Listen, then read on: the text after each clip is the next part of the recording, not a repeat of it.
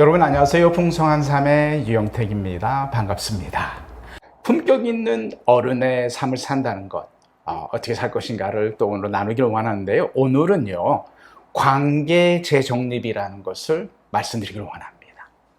하버드 대학교에서 1938년 대공황 때 하버드 대학에 있었던 2학년 학생들을 268명을 대상으로 조사를 하기 시작했습니다. 그때부터 이제 이 학생들을 관찰하기 시작을 했어요. 그래서 몇 년을 했냐면 계속 지금까지도 사실은 이어서 거의 80년이 넘는 시간을 이 연구를 해왔다고 합니다.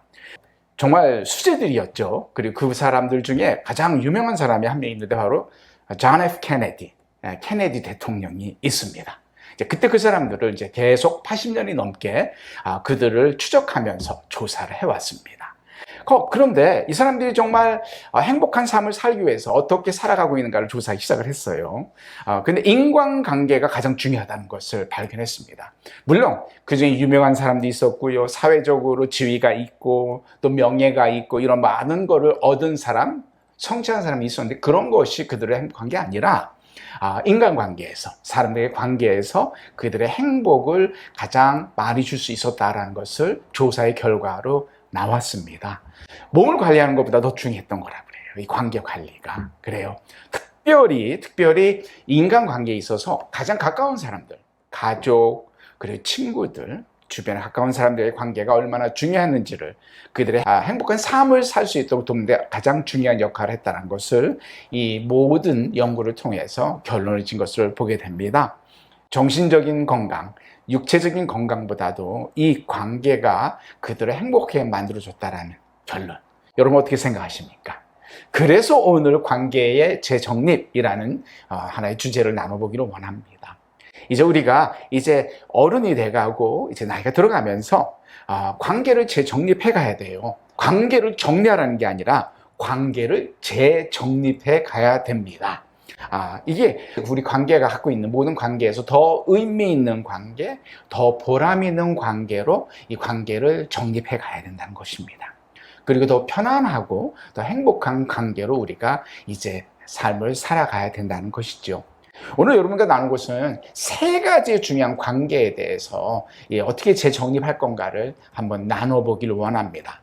첫 번째로는요, 모든 사람의 관계 속에 가장 중요하다고 봐야 되는 부부관계입니다. 물론 결혼 안 하신 분도 있겠지만 결혼했다면 모든 인생에서 가장 중요한 관계는 부부관계예요. 이 부부관계는 모든 관계에서 1순위입니다. 첫 번째 순위죠. 이거는 절대 바꿔서는 안 됩니다.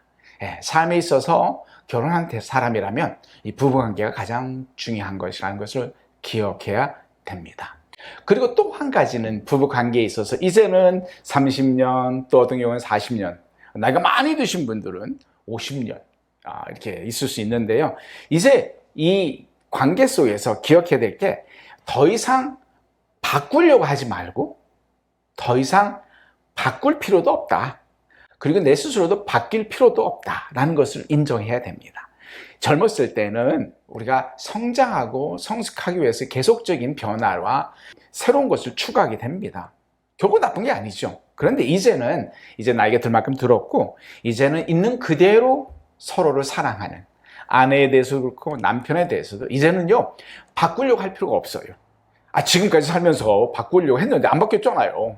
아니면 이미 바뀌었잖아요. 그 다음에 있는 그대로 바뀐 부분은 바뀐 대로, 바뀌지 않은 부분은 바뀌지 않은 대로 우리는 수용할 수 있는, 상대를 사용할 수 있는 우리들이 돼야 됩니다.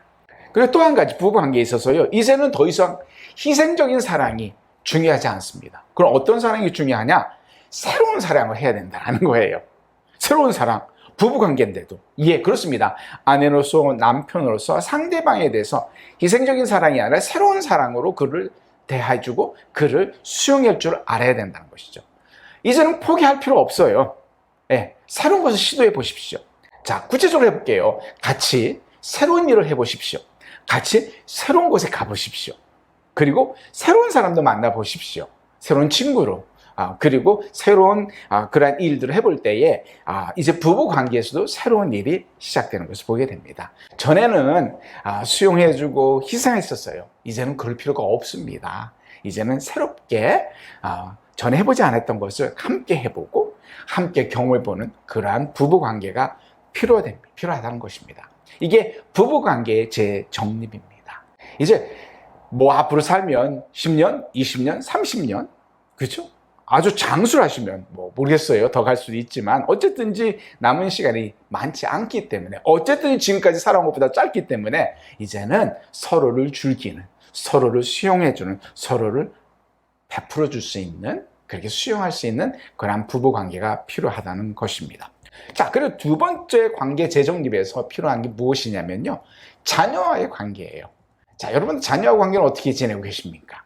이제 자녀도 다 성장을 했거든요. 많이 성장했죠. 결혼도 했을 것이고 또 손주들도 태어날 것이고, 이제 우리가 기억해야 될 게 뭐냐면 자녀들로 하여금 스스로 살 수 있도록 손을 놔야 된다라는 것입니다. 좀 더 구체적으로 참견 그만해야 돼요.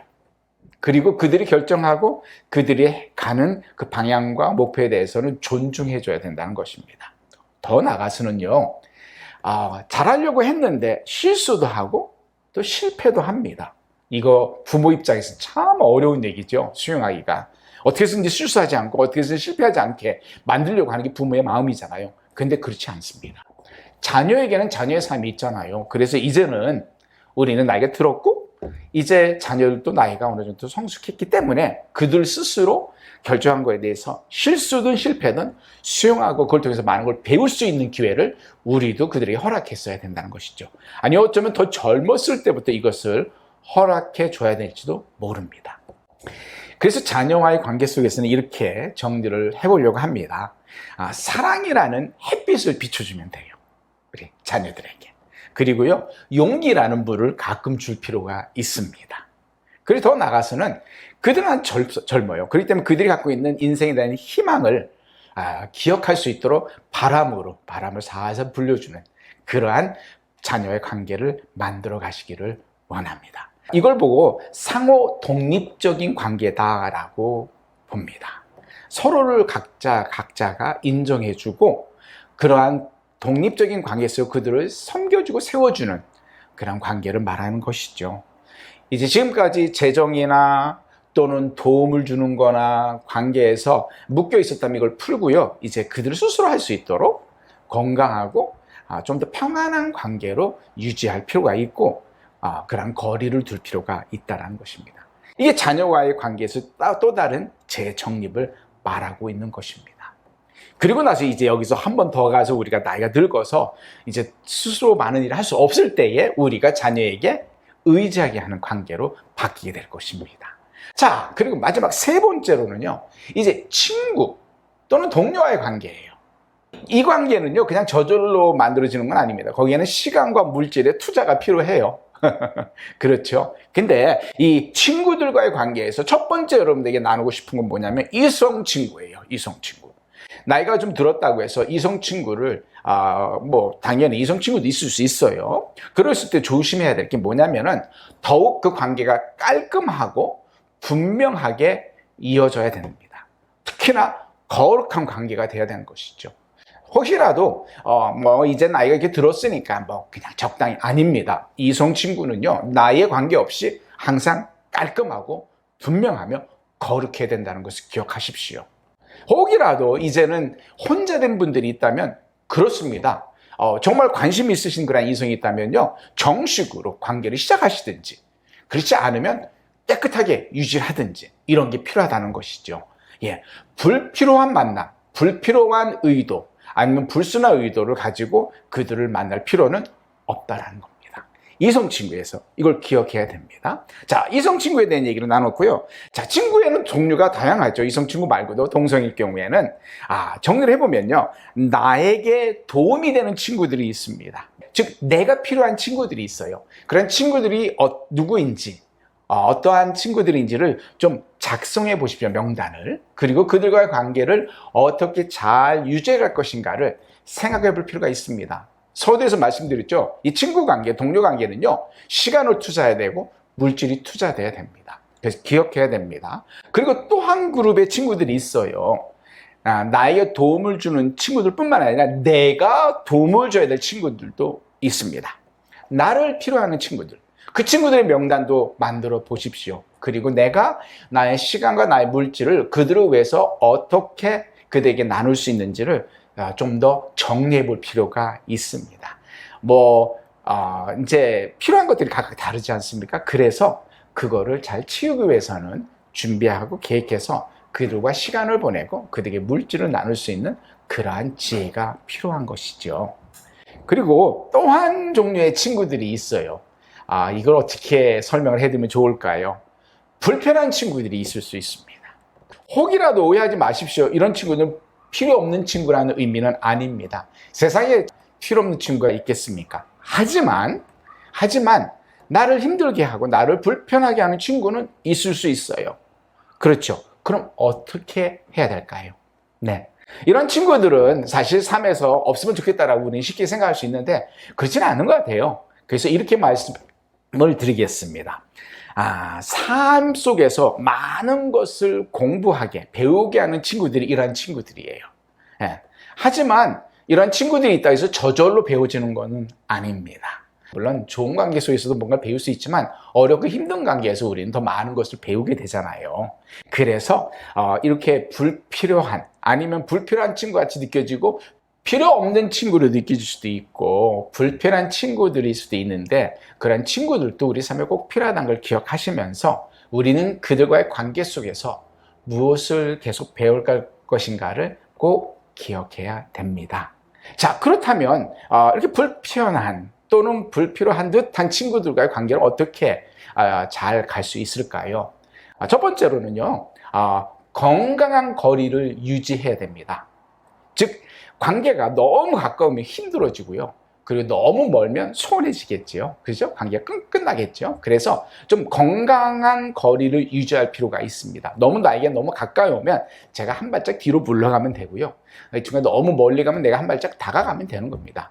그러기 위해서는 만나는 시간을 조절할 필요가 있죠. 얼마나 많은 시간을 그 친구와 만나 시간을 보낼 것인가. 그리고요, 또 한 가지는 그와 나누는 대화나 물질에 대해서 지혜로운 조절이 필요합니다. 네, 그렇게 함으로써 우리는 건강한 관계를 유지할 수 있게 되죠. 건강한 거리를 유지할 수 있게 됩니다. 조금 덜 만나시면 돼요. 그렇죠? 그리고 조금 덜 나누면 됩니다. 그게 나의 속에 있는 것, 나의 생각, 나의 물질 좀 덜 나누면 그 거리가 조금 더 여유 있게 될 수 있겠죠. 내가 너무 힘들고 어려운데 그런 친구가 너무 많은 시간을 보내면 나는 너무 힘든 그런 삶의 영향을 많이 받게 돼서 삶이 건강할 수 없고 행복할 수 없다는 겁니다. 자, 친구에 대해서, 이성 친구에 대해서 나눴고요. 나에게 도움을 친구에 대해서 나눴고요. 나의 도움이 필요한 친구에 대해서도 나눠봤고 나에게 불편한 친구, 도움이 되지 않은 듯한 친구에 대해서도 나눴습니다. 여러분, 인간관계, 친구와의 관계 참 중요해요.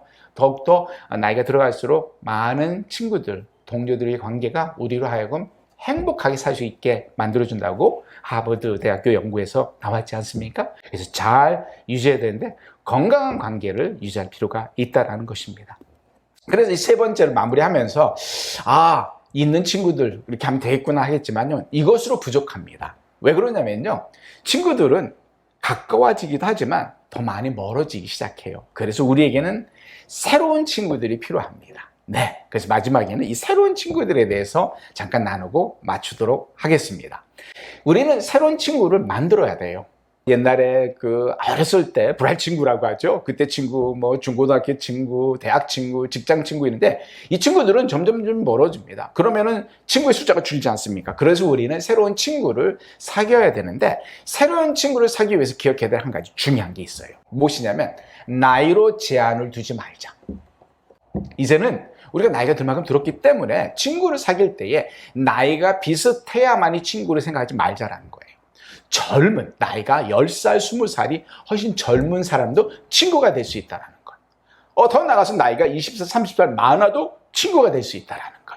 물론 친구야 라고 부를 수는 없지만 그런 친구에 대한 그런 개념을 좀 넓힐 때에 새로운 친구들을 많이 사귈 수 있다는 것이죠. 공통적인 주제나 공통적인 관심, 공통적인 필요가 있다면 만날 수 있다는 것이죠. 예를 든다면 새로운 공동체들 있잖아요. 교회 안에서의 새로운 그룹들에 들어가서 그곳에 한 사람이 됨으로써 많은 사람을 새롭게 만날 수가 있습니다. 또는 동호회를 통해서 많은 새로운 사람들을 만나요.